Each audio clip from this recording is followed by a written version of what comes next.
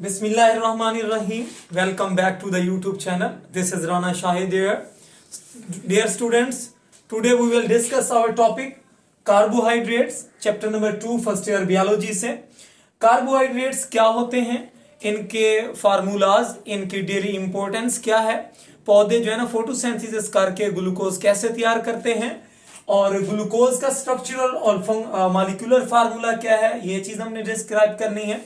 इसी के साथ साथ हमने ये देखना है कि what are the major general classification of the carbohydrate. So first of all हम स्टार्ट करते हैं कि what do you know about carbohydrate. As the name indicate that carb और हाइड्रेट, हमने ऑर्गेनिक केमिस्ट्री के अंदर पढ़ा कि ऑर्गेनिक कंपाउंड वो होते हैं जो कार्बन और हाइड्रोजन पर मुश्तमिल होते हैं।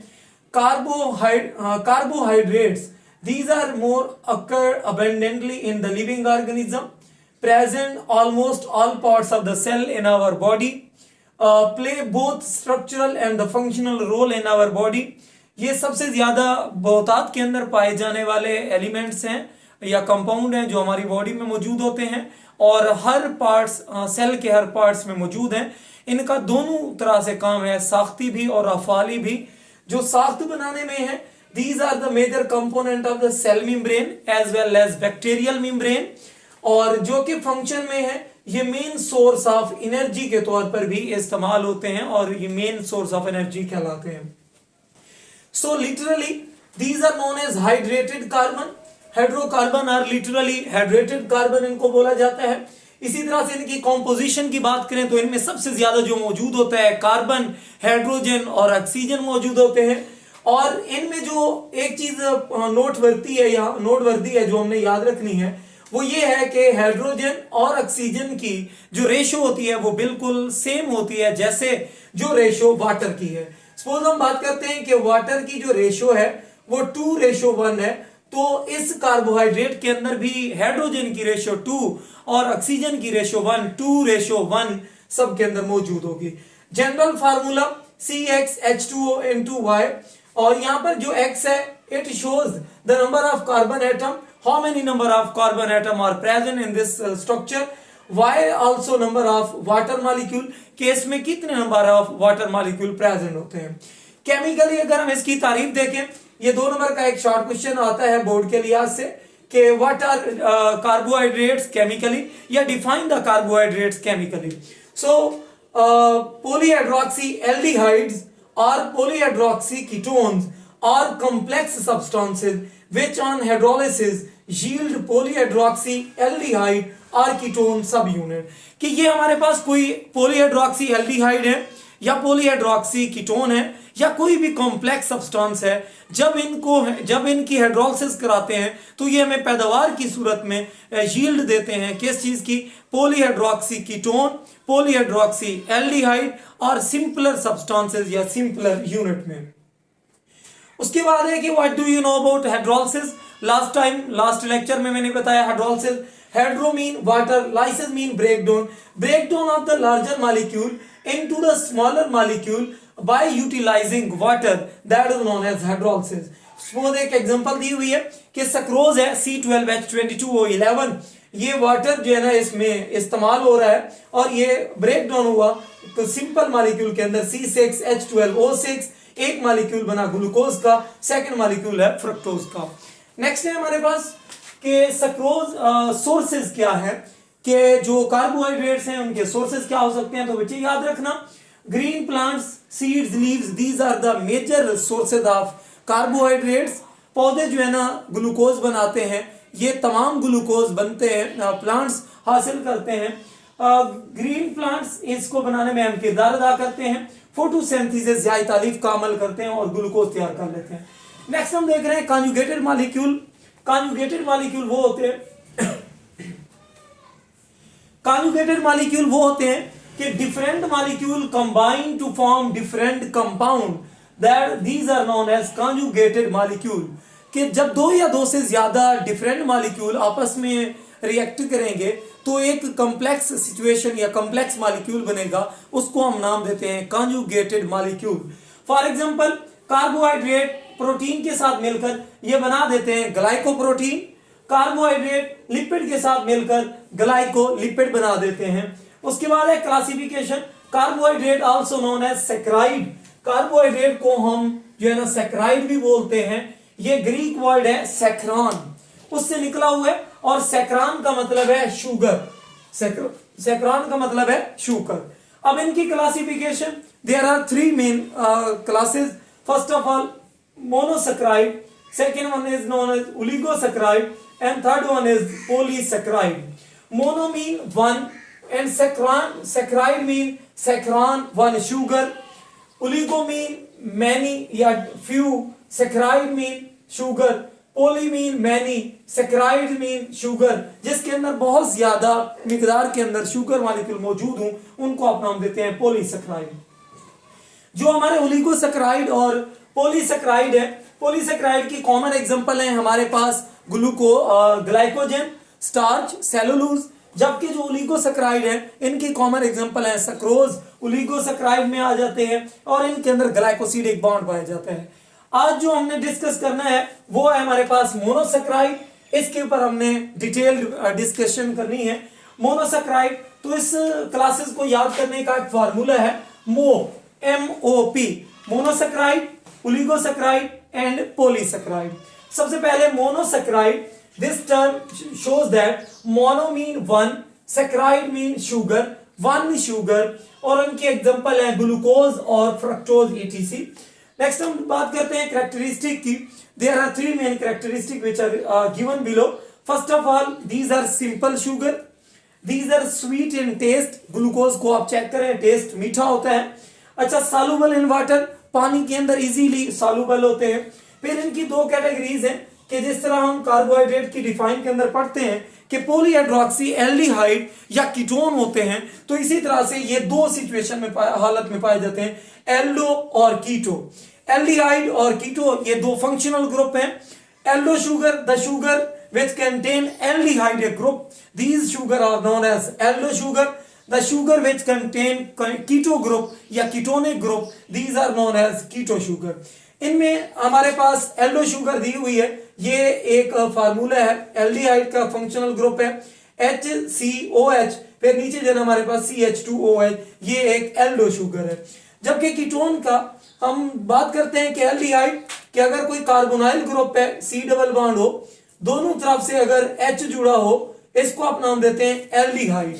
अगर जो कीटोन है तो हमारे पास कोई कार्बोनाइल ग्रुप है, इसके दोनों तरफ से कोई R अटैच्ड हो, यानी CH3 ग्रुप अटैच हो, इसको आप नाम देते हैं कीटोनिक ग्रुप। और इस तरह की शुगर जो कीटोन ग्रुप रखती है उसको आप नाम देते हैं कीटो शुगर। तो ये C डबल बॉन्ड हो, दोनों तरफ से हमारे पास CH2OH। इन नेचर की बात करते हैं, नेचर के अंदर याद रखना जो मोनोसैकराइड है ये 3 to 7 स्मॉलर सब यूनिट पर मुश्तमिल है, 3 से लेकर 7 तक। तो इनमें in nature 3 to 7 carbon atom are present.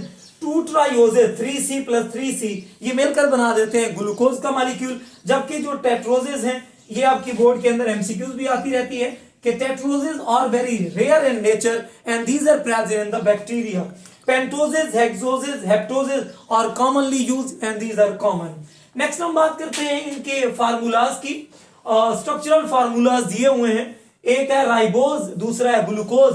Ribose 5 carbon पर मुश्तमिल है, ग्लूकोज 6 कार्बन पर मुश्तमिल है। तो आइए देखते हैं कार्बन नंबर 1, 2, 3, 4 और 5। नीचे हमारे पास कोई कार्बोनाइल ग्रुप के साथ जुड़ा हुआ है, CH2OH एल्डिहाइड ग्रुप है, CH2OH ये हमारे पास 5 कार्बन है, राइबोज शुगर है। जबकि दूसरी तरफ हम देखते हैं ये ग्लूकोज है, कार्बन 6, 1, 2, 3, 4, 5, 6। इसमें भी वही है, ग्लूकोज जो है ना हमारे पास मौजूद है। Form ring structure in the solution, ये तो दोनों फ्री स्टेट में मौजूद हैं जो हम मॉलिक्यूलर फार्मूले के अंदर लिखते हैं ग्लूकोज और फ्रक्टोज के बारे में। जब इनका रिंग स्ट्रक्चर बनाते हैं, जब इनका सॉल्यूशन बनाते हैं सॉल्यूशन में, तो ये रिंग स्ट्रक्चर देते हैं। लास्ट टाइम हमने लेक्चर नंबर 2 के अंदर देखा था कि इंपॉर्टेंस ऑफ वाटर में all the chemical reaction occur in the aqueous media, aqueous situation के अंदर मौजूद होते हैं। तो जब इनको एक्वस सॉल्यूशन में डाला जाता है तो ये रिंग स्ट्रक्चर देते हैं। तो रिंग स्ट्रक्चर की बाट करते हैं, ये रिंग स्ट्रक्चर मौजूद है राइबोफ्यूरानोल और दूसरी है ग्लूकोपाइरानोज। ये आपका इंपॉर्टेंट शार्ट क्वेश्चन है कि what is the ring structure of D ribose and D glucose. Ribose के अंदर 5 कार्बन पर मुश्तमिल है, कार्बन नंबर 1 2 3 4 5, इसमें वही CH2OH जुड़ा हुआ है और कार्बन नंबर 1 के साथ OH नीचे से भी हुई OH फिर H, ये हमारे पास दिए हुए हैं जो कि राइबोफ्यूरानोज को जाहिर करते हैं। 5 कार्बन के साथ अल्टरनेटिव पोजीशन के ऊपर H और OH जुड़े हुए हैं। नेक्स्ट हम बात करते हैं डी ग्लूकोज की। ऑब्वियसली हमने लास्ट टाइम भी देखा था ग्लूकोज के स्ट्रक्चरल फार्मूला के अंदर, जब रिंग स्ट्रक्चर में हम देखते हैं डी ग्लूकोज की बात करते हैं तो इसमें 6 कार्बन है, 1 2 3 4 5 और 6 कार्बन जुड़ा हुआ है CH2OH के साथ। बाकी जो है ना अल्टरनेटिव पोजीशन के ऊपर H OH और H ये ऊपर जो है ना अल्टरनेटिव फॉर्म के अंदर मौजूद है और ये है डी ग्लूकोज जिसको आप नाम देते हैं ग्लूकोपैरानोज, इसका ये रिंग फार्मूला कहलाता है और ये शॉर्ट क्वेश्चन में इंपॉर्टेंट है। और याद रखना यही राइबोफ्यूरानोज और ग्लूकोपैरानोज जब आपस में एक दूसरे के साथ रिएक्ट करते हैं और इनमें से एक की तरफ से हम H लेते हैं, दूसरे से हम OH लेते हैं, वाटर को हम रिमूव कर देते हैं, तब एक COC के दरमियान बॉन्ड बनता है जो कि ओलिगोसैकेराइड की प्रॉपर्टी है। ओलिगोसैकेराइड के अंदर भी मौजूद है, मोनोसैकेराइड में भी। तो इस तरह के बॉन्ड को हम नाम देते हैं ग्लाइकोसिडिक बॉन्ड। नेक्स्ट हम बात करते हैं फोटोसिंथेसिस की ज़ियाई तारीफ का अमल कि when CO2 and water in the presence of chlorophyll, green pigment and sunlight, solar energy, we obtain glucose, oxygen as a byproduct and water as a raw material। तो हम बात करते हैं 6CO2 12H2O, light energy chlorophyll, हम get करते हैं C6H12O6 6O2 plus 6H2O, oxygen act as the by product. तो ये ग्लूकोज वो कंपाउंड है जो प्लांट तैयार करते हैं जिसकी वजह से प्लांट्स को ऑटोट्रॉफ्स कहा जाता है और फिर वही फूड हम लेते हैं तो हमें इंसानों को, एनिमल को हम हेटरोट्रॉफ बोलेंगे। ये ग्लूकोज फ्री स्टेट में मौजूद है, ग्रेप्स के अंदर, डेट्स के अंदर, फिग्स के अंदर, इवन इसकी कंसंट्रेशन हमारे ब्लड के अंदर भी मौजूद है और ब्लड के अंदर जो कंसंट्रेशन है वो 0.08% है और ये आपकी ऑब्जेक्टिव है, फिगर आपने लाजमी याद रखना है। फिर हम बात करते हैं कि ये starch, glycogen and glucose, these are the 3 main example of the polysaccharide के एग्जांपल हैं। जब ये चूंकि ये कॉम्प्लेक्स है और कॉम्प्लेक्स सब्सटेंस हाइड्रोलिसिस करके सिंपलर में जब टूटते हैं तो याद रखना ये हमें सिंपल यूनिट देते हैं, वो सिंपल यूनिट हमारा ग्लूकोज कहलाता है। तो ये आपकी एमसीक्यूज आ सकती है कि starch, glycogen, cellulose which completely hydrolysis and yield the glucose. Next हम देखते हैं कि चूंकि ये एक एनाबॉलिक रिएक्शन है, हम कोई चीज प्रिपेयर कर रहे होते हैं, सिंपल से हम कॉम्प्लेक्स की तरफ जा रहे होते हैं, तो याद रखना इसके लिए बहुत ज्यादा मिकदार में एनर्जी जरूरत होती है और एक रफली एस्टिमेट के मुताबिक बताया जाता है कि 10 ग्राम ऑफ ग्लूकोज प्रिपरेशन के लिए हमें जो सोलर एनर्जी चाहिए वो 717.6 kilo calories energy is required to prepare 10 gram of the glucose. ये एनर्जी स्टोर्ड होती है केमिकल एनर्जी से, ये हासिल होती है सोलर एनर्जी से, फिर उसके बाद ये कन्वर्ट हो जाती है हमारे पास केमिकल एनर्जी और ये केमिकल एनर्जी कन्वर्ट हो जाती है एटीपी के अंदर। फिर हम कहते हैं कि the ATP bond, the ATP energy can we get obtained from the breakdown of the CH bond that are present in our food. This is all about carbohydrate। इसकी 2 क्लासेस रह गई हैं, वो हम नेक्स्ट लेक्चर में देखेंगे। एक को हम ओलिगोसैकेराइड, एक को हम पॉलीसैकेराइड बोलते हैं। ओलिगोसैकेराइड में एक कैरेक्टरिस्टिक है कि वो जो है ना ग्लाइकोसिडिक बॉन्ड बनाते हैं, जबकि पॉलीसैकेराइड के अंदर हम amylose, amylopectin, starch, cellulose, glycogen को देखेंगे। This is all about carbohydrate. Thank you very much.